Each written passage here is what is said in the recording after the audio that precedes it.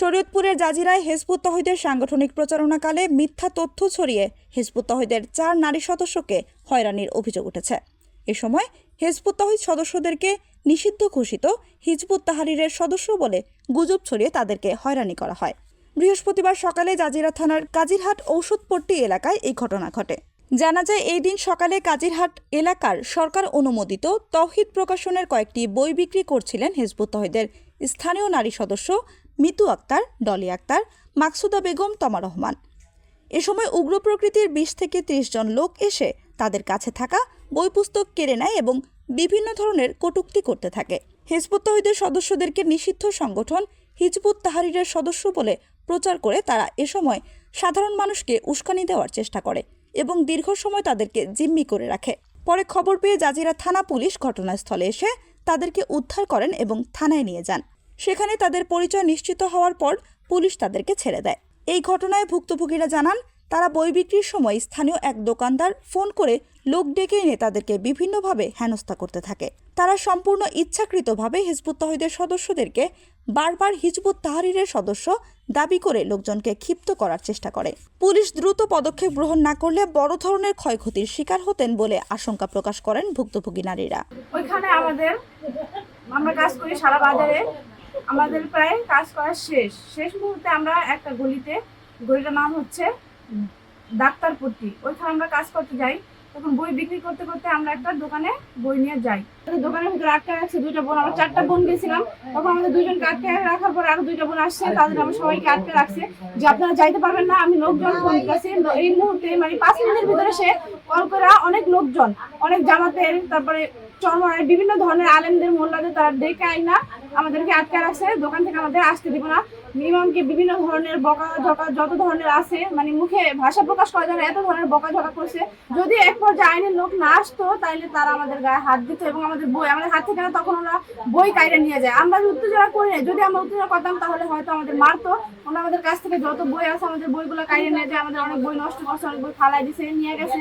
12টার পরে প্রায় একটা দোকান থেকে তারা মোল্লাদেরকে ফোন দিয়ে জড়ো করে নিয়ে আসার পর আমাদের বোনেদের অকথ্য ভাষা গালাগালি করে ওনারা বলতেছে এই বইটা হিজবুত তৌহিদ হচ্ছে নিষিদ্ধ সংগঠন।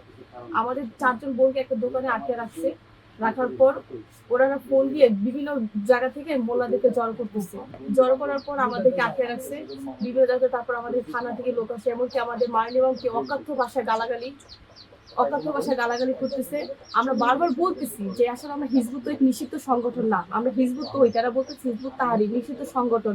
এই মিথ্যা অপবাদ দিয়ে আমাদেরকে প্রায় 1 ঘন্টা দোকান বুঝে আটকে রাখে। তারপর ওনারা বিভিন্ন মিডিয়া সাংবাদিক নিয়ে আইসা আমাদের নামে অপপ্রচার চালায় যে আমরা হিজবুত তাহরির নিষিদ্ধ সংগঠন, আমরা আসছি ইসলামকে ধ্বংস করার জন্য, আমরা বেপরদা নারীরা আসছি, এরকম মিথ্যা কথা বলে তারা লাইভ করে আমাদের সম্পর্কে অপপ্রচার চালায়। তারপর থানা আমরা ওই দোকানে থাকারত অবস্থায় ওসিকে অবগত করি। ওসি আসার পর আমাদেরকে থানায় নিয়ে যায়। থানায় প্রায় আমরা 2 ঘন্টা থাকার পর আমির আসে। তারপর আমরা যাচাই বাছাই করার পর দেখতে আসলে আমরা তাহরি না, আমরা হিজবুত তৌহিদ, আমাদের এটা হাইকোর্ট থেকে অনুমোদন প্রাপ্ত। তারপর আমরা ওইখান থেকে চলে আসি। এ বিষয়ে শরীয়তপুর জেলা হিজবুত তৌহিদের সভাপতি বায়েজিদ মালত জানান, অতীত ওই এলাকায় বই বিক্রি করা হয়েছে। স্থানীয়দের অনেকেই হিজবুত তৌহিদ সম্পর্কে ভালো করেই জানেন। তারপরও একটি গোষ্ঠী সাধারণ মানুষের মধ্যে মিথ্যা তথ্য ছড়িয়ে দিয়ে মব সৃষ্টি করার চেষ্টা করেছে। অরাজনৈতিক আন্দোলন, হিজবুত তৌহিদ আন্দোলন, আমরা আমাদের বোনদেরকে ওই বাজারে প্রায় প্রকাশনা, পত্রিকা, অন্যান্য আমাদের যে হ্যান্ডবিল আমরা বিলি করি, দেই বা বিক্রি করি, এরকম কোনো ঘটনা ঘটে না। কিন্তু আজকে আমাদের এই প্রকাশনা বিক্রির এক পর্যায়ে আমাদের বোনরা লাস্ট একটা ফার্মেসিতে, একটা দোকানে, ওষুধের দোকানে পত্রিকা বিক্রি করতে যখন যায়, প্রকাশনা বিক্রি করতে যখন যায়, তখন ওই ফার্মেসিতে থাকা ওই লোকটা তাদেরকে এই নিষিদ্ধ প্রকাশনা, এই নিষিদ্ধ বই, নিষিদ্ধ সংগঠন, হিজবুত তৌহিদ আন্দোলন অরাজনৈতিক আন্দোলন এবং একটা পবিত্র আন্দোলন এবং আইন মান্যকারী একটা আন্দোলন, এটা সবাই জানে। এটা প্রায় 90% বাংলাদেশের মানুষ জানে। কিন্তু সেখানে আমি দেখলাম যে কিছু মিডিয়া, স্থানীয় কিছু মিডিয়াও এখানে জায়গা মিথ্যায় প্রভাবিত হয়েছে।